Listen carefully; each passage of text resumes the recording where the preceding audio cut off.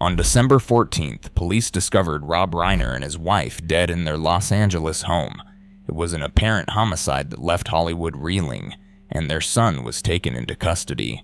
But while headlines fixate on the tragedy, Sally Struthers is breaking her silence to reveal what Rob Reiner was truly like behind the scenes of television's most real family.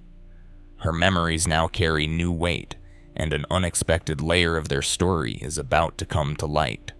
What really went on between them, and why does it matter so much right now? Coverage of Rob Reiner and Michelle Singer. Reiner deaths remains under careful review by authorities, with police describing the case as an apparent homicide and their son Nick Reiner in custody while the investigation continues. No motive has been confirmed and no charges have been finalized. In reporting on this tragedy, only language verified by law enforcement and major news outlets will be used, including the phrases "police say," "authorities describe," "apparent homicide," and "taken into custody." These terms are mandatory to maintain accuracy and caution. No graphic or sensational details will be discussed, out of respect for the family privacy and for the integrity of the investigation. The ongoing investigation means information can change, and all references to events remain provisional until authorities release further facts. Any personal memories or reflections included here, especially those from Sally Struthers or others who knew Rob Reiner, will be clearly attributed and presented in a factual, measured way. This approach keeps the focus on the people involved and the legacy they leave, rather than unverified rumor or speculation. The aim is to honor both the privacy of those grieving and the standards of responsible reporting. With these boundaries set, the story can move toward understanding how the bonds formed on All in the Family shaped the memories and perspectives that matter now. In the early 1970s, American living rooms were divided by debates over race, war, religion, and gender. And so was the set of All in the Family. Every episode played out like a real argument from the nightly news, with Archie, Edith, Gloria, and Mike locked in conversations that echoed the country's own struggles. Norman Lear's vision demanded more than good acting. The cast had to believe in the stakes of every scene. The show was taped in front of a live studio audience, so every laugh, gasp, or quiet moment was immediate and unfiltered. Table reads became battlegrounds for timing and truth, as actors sharpened lines to survive both the script and the crowd. Rehearsal halls and the harsh CBS studio lights kept the pressure on. Cast members had to trust each other because a single missed beat could throw off the rhythm for millions watching at home. The chemistry among the core four, Carol O'Connor, Gene Stapleton, Sally Struthers, and Rob Reiner, was not a luxury, it was the fuel that kept the show's engine running. Gloria and Mike's relationship in particular had to feel genuine enough to bridge Archie's old-school stubbornness in the changing world outside.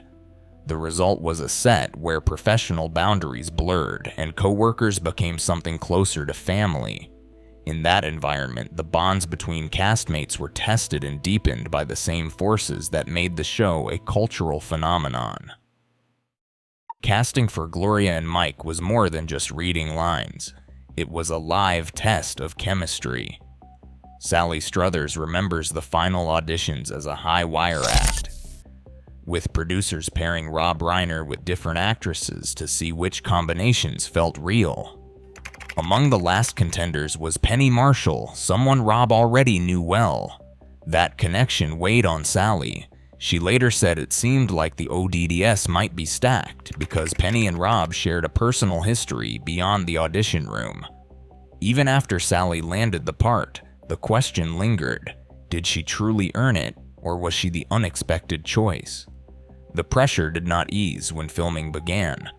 The knowledge that Penny Marshall had been so close to the role haunted Sally, fueling a quiet insecurity that followed her as All in the Family rose to the top of the ratings. For Sally, celebration of success always came with a shadow of doubt, shaped by the memory of that high-stakes audition room. Norman Lear's approach to building All in the Family was direct and unsparing. Sally Struthers recalled a moment after she landed the role of Gloria when she pressed Lear to know if she had been the funniest actress in the running. According to Sally, Lear did not soften his answer. He told her no, she was not the funniest. What mattered to him was that she fit the image of Gloria as a daddy's little girl, the kind of daughter who could plausibly belong to Archie Bunker. That explanation landed hard, but it also cut straight to the heart of how Lear made decisions. The show's creative circle cared first about the story's truth and the relationships that powered it, not about soothing egos or rewarding the flashiest performance. For the actors, especially someone as young as Struthers, that kind of honesty could sting. Yet it set the tone for everything that followed. Lear's bluntness shaped the environment Rob Reiner worked in, where every choice was measured against what best served the dynamic between the characters, not just who could get the biggest laugh. The lesson was clear. Authenticity came before applause. Rob Reiner took the mechanics of comedy seriously, even as a young actor. During table reads for All in the Family, Sally Struthers remembers him listening for every possible laugh, marking where the audience would likely break out and then nudging the script, sometimes with a pause, sometimes by shifting a line's rhythm. He was not the director, but he treated each rehearsal as an experiment in crowd psychology. If a joke landed too close to the next line, he would call for a breath, making sure the laughter did not drown out the punch. That care for timing gave the cast an extra beat to let the moment breathe. Struthers said Reiner could almost predict the size of a laugh before anyone heard it, and he would adjust lines and pauses to fit the room. His instincts for pacing helped shape the show's signature style, fast and overlapping yet always clear. It was a quiet kind of leadership, built on trust and a shared sense of purpose among the cast. For Struthers, these behind-the-scenes adjustments revealed a side of Reiner that viewers never saw, the craftsman who understood that comedy, at its best, is as precise as math. On screen, Gloria and Mike felt less like characters and more like a young couple learning to navigate life together. Their arguments spilled over each other's lines, voices rising and falling in rhythms that sounded more like real conversations than scripted television. Sally Struthers has said that those overlapping exchanges, the quick comebacks and the way affection and annoyance mixed in the same breath, came naturally. Part of that ease came from a truth she has shared in recent years. During filming of the show, she had a genuine crush on Rob Reiner. She has been clear that it never became a romance, but it colored her memories of those years. The result was a partnership that felt authentic, with private tenderness underneath the crafted bickering. For millions watching each week, that chemistry bridged the gap between performance and reality.